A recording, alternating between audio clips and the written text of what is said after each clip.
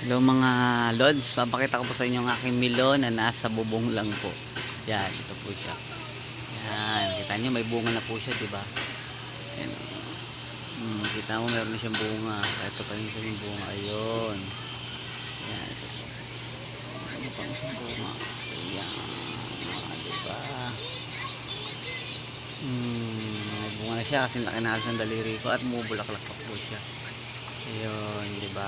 Tinanim ko lang po siya sa mineral.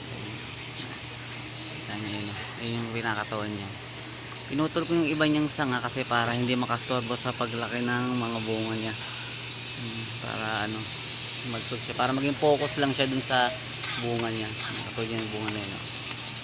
In-spray-sprayan ko siya yan. Para mukha siyang tigla. Yan.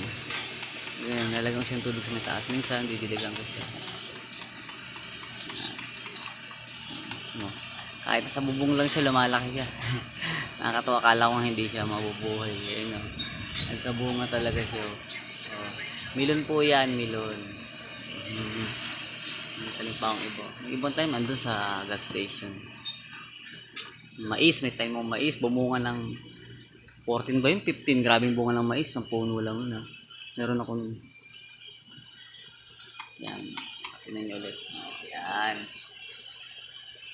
Pwede nyo rin po gawin yan. Basta putulin yung iba niyang ano.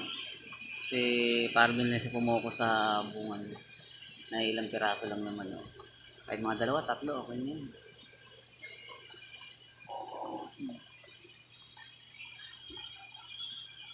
Na.